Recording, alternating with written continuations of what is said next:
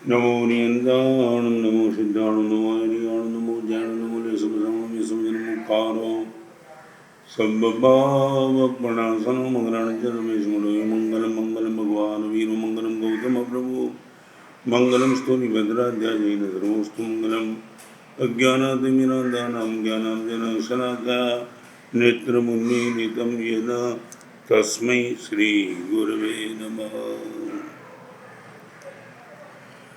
करीबन 3-4 साल पहले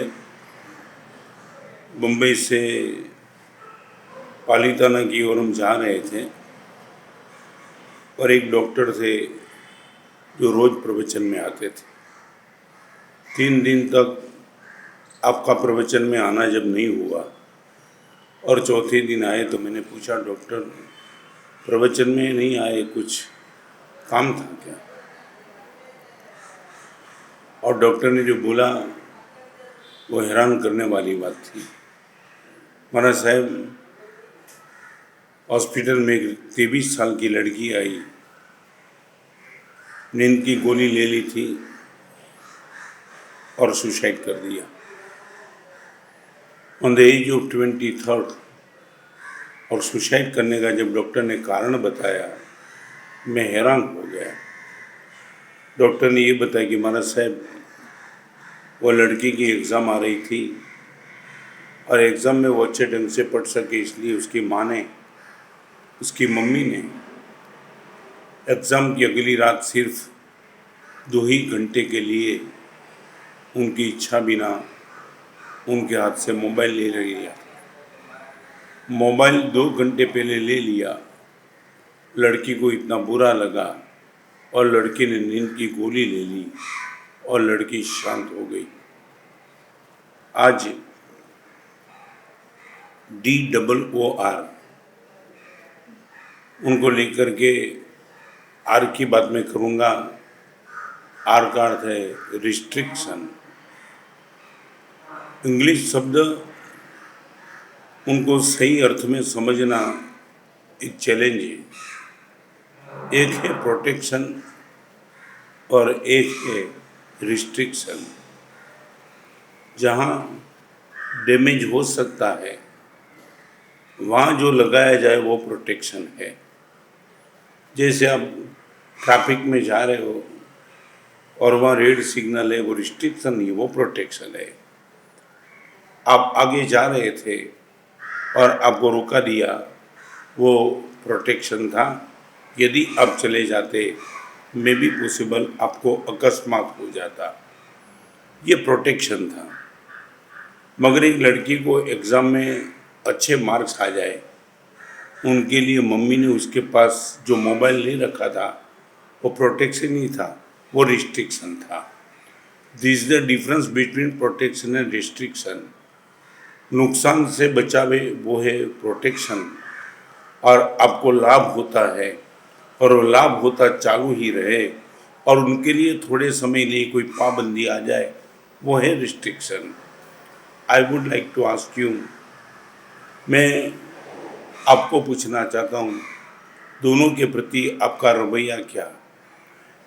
मैं आपको ही पूछूं, आपका बेटा तेजी के समय में बोले कि पापा मैं तो पिकनिक मनाने के लिए जाता हूँ, आपको बेटे पर प्यार भी है, बेटे की खुशी में आप खुश भी हो, मगर बेटे को ये एग्ज़ाम के समय में पिकनिक बनाने की बात करता है, तब आप बेटे को रोकते हो, बेटा प्लीज़ अभी नहीं जाना है, किसी भी हालत से अभी नहीं जाना है, अभी एग्ज़ाम की तैयारी कर, तेरा करियर बन जाएगा। ये प्रोटेक्शन नहीं है, ये है रिस्ट्रिक्शन, ताकि अल्प समय के लिए बेटे को इसमें इम्प्लीमेंट करना है ताकि उनका फ्यूचर अच्छा बन जाए। आज करीबन नई जनरेशन एक तो दो को फ़र्क नहीं समझ पाती है कि what is the restriction and what is the protection. आपका स्वास्थ्य अच्छा है और अच्छे स्वास्थ्य के बीच में आप टोबैको की कोई आइटम खाने के लिए आपके मित्र के साथ निकल गए और आपके पिताजी ने यदि आपको रोका है कि बेटा गुटखा मत खाना, ये प्रोटेक्शन था नहीं, मगर ये रिस्ट्रिक्शन था। आपका स्वास्थ्य डिस्टर्ब हो सकता है इनके लिए पिताजी ने आपके टोबैको पर जो कंट्रोल कर दिया वो है रिस्ट्रिक्शन। कोई भी समाज, कोई भी संस्था, कोई भी सत्ता, कोई भी परिवार या कोई भी जीवन विदाउट रिस्ट्रिक्शन और विदाउट प्रोटेक्शन आप ये मानते हो सुरक्षित बना रहे, नेक्स्ट टू इम्पॉसिबल। आप 10 लाख की मूड़ी लेकर के जा रहे हो और जिस गली में तुम प्रवेश करते हो उस गली में पता चल गया कि गुंडे की गली है और आपका मित्र आपको वहाँ जाने से रोकता है, आप इनको ओवरटेक करके निकल जाएंगे, शायद नहीं निकलेंगे और बेवकूफ़ी से निकल भी गए तो दो हो सकता है, जान का भी खतरा और संपत्ति लुटाने का भय। मैं ये कहूँगा जब तक फिर से मैं रिपीट करना चाहता हूँ, जब तक ये रिस्ट्रिक्शन और प्रोटेक्शन पर हमारा प्यार न बना रहे, हम इनको इम्प्लीमेंट करने के लिए तैयार न हो, हम समझ न पाए कि मेरे जीवन को तबाह करने से बचाना है और मेरे जीवन को आगे ले जाना है, तो दोनों चीज़ की ज़रूरत है। रिपीट, रिस्ट्रिक्शन आपका विकास होता है और विकास चालू रहे इनके पहले आपके ऊपर जो नियंत्रण आ जाता है। मेरी बात बताऊं, आप सोच नहीं पाएंगे, 19 साल की उम्र में मेरी दीक्षा हुई और दीक्षा के बाद करीबन 10 साल का दीक्षा प्रिय हुआ और जलगांव में अनंत उपकारी पूज्यपाद गुरुदेव भुवन भानु सुरेश्वर जी महाराज के साथ मेरा चातुर्मास था। मैं मुनि था, सिर्फ 10 साल, मगर एज 29। आप समझ सकते हो, age of 29 I was the mature and I was the adult. मगर वो टाइम गुरुदेव भुवन भानु सुरेश्वर जी महाराज साहब ने मेरे लिए न्यूज़पेपर पढ़ने का रिस्ट्रिक्शन लगा दिया था। रत्न सुंदर कभी नहीं पढ़ेगा तुम, ये पेपर नहीं, बाहर की दुनिया की बात फिर करना, मुनि जीवन तूने लिया है, बहुत कुछ पढ़ने का बाकी है और ये बाहर की बात सुनते रहेगा, तेरा ग्रोथ में भी पॉसिबल कोई कमज़ोर पड़ सकता है। और एक दिन गुरुदेव गए थे प्रवचन में,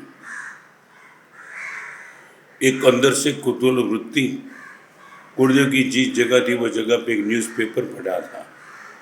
विदाउट गुरुदेव की परमिशन ये न्यूज़पेपर मैंने उठा लिया और सिर्फ न्यूज़पेपर की हेडलाइन मैंने देख ली, न्यूज़पेपर में पढ़ दिया। गुरुदेव तो डिकॉम एमसी लंदन फर्स्ट क्लास फर्स्ट थे, शार्प बुद्धि थी। प्रवचन में से वापिस आए, अपनी जगह देखी और अपनी जगह पे न्यूज़पेपर देखा। 1 मिनट में गुरुदेव को पता चला कि किसी ने मेरी अनुपस्थिति में ये न्यूज़पेपर को हाथ लगाया है और गुरुदेव ने सब मुनि को बुलाया और सीधा ही पूछ लिया, मेरी अनुपस्थिति में मेरे आसन पे पड़ा हुआ न्यूज़पेपर किसने उठाया था? मैं हैरान था, डर भी था गुरुदेव का। मुनि जीवन में दूसरा महाव्रत लिया था, झूठ तो नहीं बोलना था। मैंने अंगुली खड़ी कर दी और मैंने खुद ने कबूल कर दिया, गुरुदेव आपकी अनुपस्थिति में, आपकी इच्छा के बिना, आपकी ना होने के बावजूद मैंने ये पेपर की सिर्फ हेडलाइन पढ़ी थी। आप विश्वास नहीं कर पाएंगे, ये प्रोटेक्शन नहीं था, ये रिस्ट्रिक्शन था। मेरे जीवन को बहुत आगे ले जाने के लिए गुरुदेव ने ये रिस्ट्रिक्शन लगा दिया था, तो पेपर नहीं पढ़ेगा। और गुरुदेव ने जब सुना कि मैंने ये काम किया है, गुरुदेव के मुंह से जो शब्द निकला, रत्न सुंदर, मेरी ना, मेरी अनिच्छा, मेरी आज्ञा नहीं होने के बावजूद मेरी अनुपस्थिति में तुझे लाइब्रेरी बना के बैठा है, कोई साधु नहीं उठाया पेपर और तूने पेपर उठा लिया। एक काम करना, कल से 13 8 माने 3 उपवास कर लेना। आज 53 साल के बाद भगवान की परम कृपा से जो भी ग्रोथ हुआ है, गुरुदेव के अनंत आशीर्वाद से जो भी ग्रोथ हुआ है, आप यदि ये मानते हो कि रत्नेंद्र खुद की ताकत से आगे निकला है, ये आपकी गलतफहमी है। एक पेपर की हेडलाइन पढ़ने की गलती के सामने गुरुदेव ने 3 उपवास का दंड और ये रिस्ट्रिक्शन मैंने कबूल कर दिया, स्वीकार कर लिया। कितने साल तक मैंने पेपर नहीं पढ़ा होगा।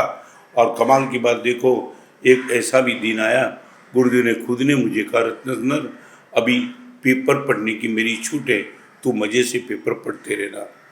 आई would like to ask you, 19 साल की उम्र में एक पेपर की हेडलाइन पढ़ने वाले किसी साधु को गुरुदेव 3 उपवास का प्रायश्चित देते। You can believe it. आपको यही देखता कि ये विकास है, विकास तो था, आज हुआ।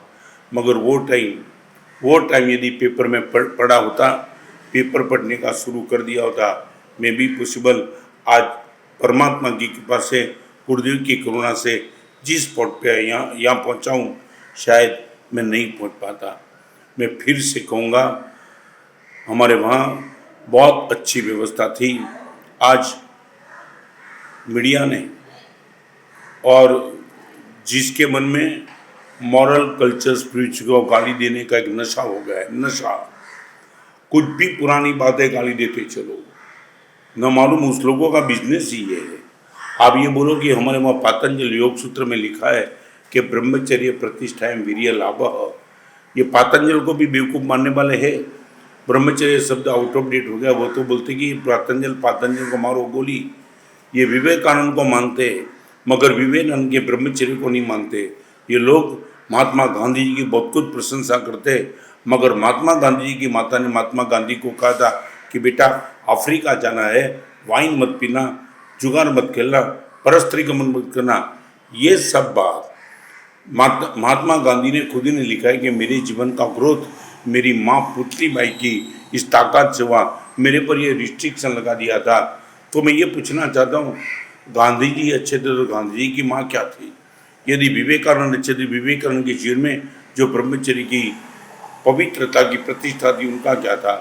विनोबा भावे ने खुद ने लिखा है कि मेरी माँ ने, मेरे पिताजी ने जब भी दिवाली के समय आता था, तब मुझे कोई गिफ्ट में कोई न मिठाई दी न चॉकलेट दी, मगर अच्छे अच्छे किताब दी। आज मैं पूछना चाहता हूँ, मीडिया वाले को मैं पूछना चाहता हूँ कि ये नशा आपका टीआरपी का नशा ने तुमने हर रिस्ट्रिक्शन और प्रोटेक्शन को मजाक का कारण बना दिया। भगवान महावीर की रिस्ट्रिक्शन की बात, श्री कृष्ण की रिस्ट्रिक्शन की बात, रामचंद्र की रिस्ट्रिक्शन की बात, लक्ष्मण ने जिस सीता के लिए ये लक्ष्मण रेखा खींची थी, इनकी कभी तो प्रशंसा करो, कभी तो कुछ बात करो। भाभी please don't cross this line, it was the restriction protection, आप जो भी मानते हो। खैर, बड़ी पीड़ा है और ये बड़ी पीड़ा का रास्ता आज पूरे माहौल में दिखाई पड़ता है। हर माँ बाप भले बोले या न बोले, मगर हर माँ बाप को अंदर से भारी पीड़ा है। मेरे पास न मालूम हजारों माँ बाप आगे चले गए, महाराज साहब बस अभी घर में शांति से जीना है, बेटे और बेटी को कुछ मत कहो, जो कुछ भी उनको करना है सब कुछ करने दो, तो ही हमारा जीवन शांति से चल सकता है। ऐसे माहौल के बीच में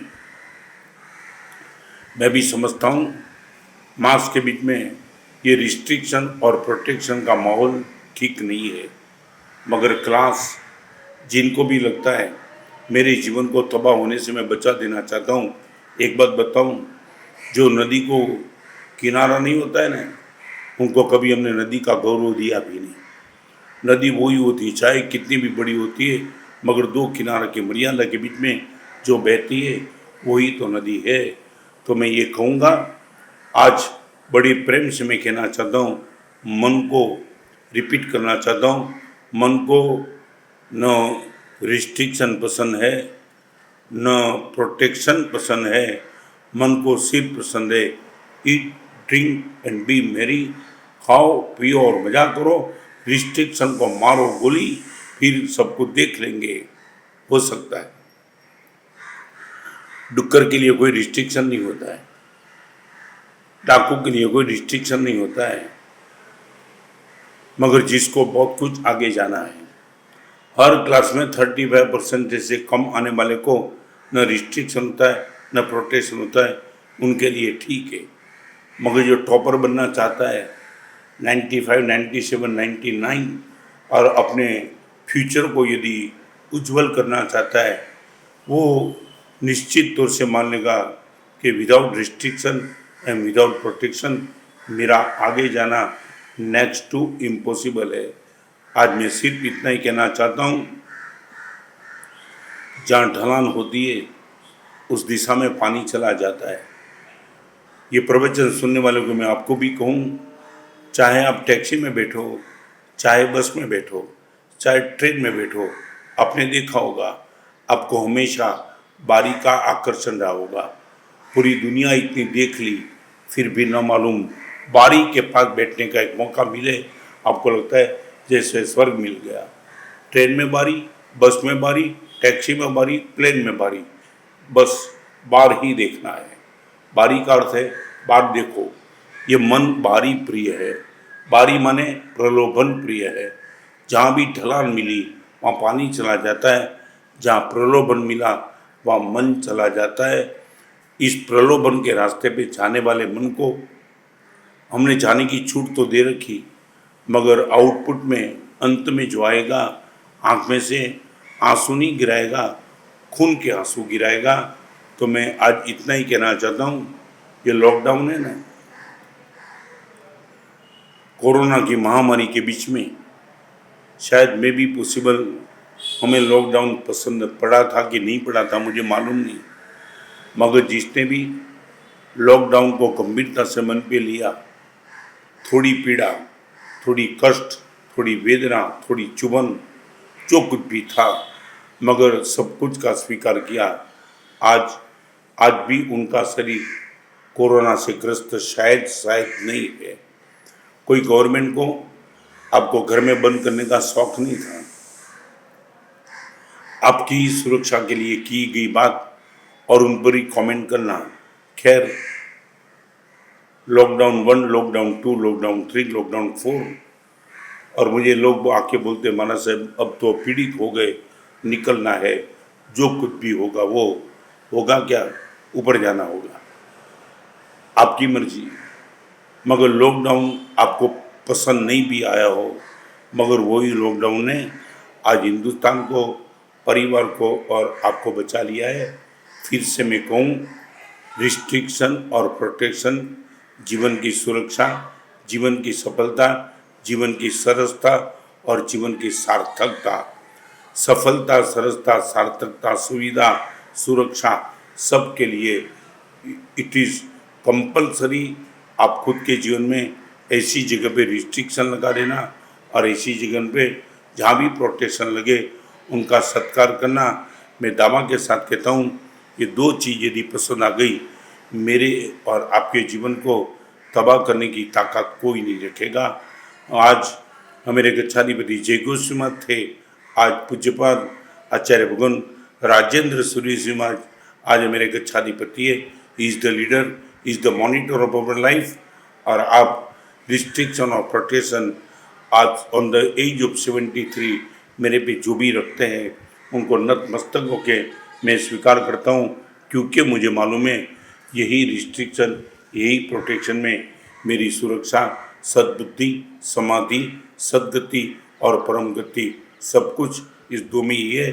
सबको मैं कहना चाहता हूँ, आप ये रिस्ट्रिक्शन बड़ी पीड़ा से बताऊँ, 6-7 महीने के पहले राजस्थान में ये बात निकली थी कि घूंघट प्रथा को ख़त्म कर दो। ये ऑर्थोडॉक्स है।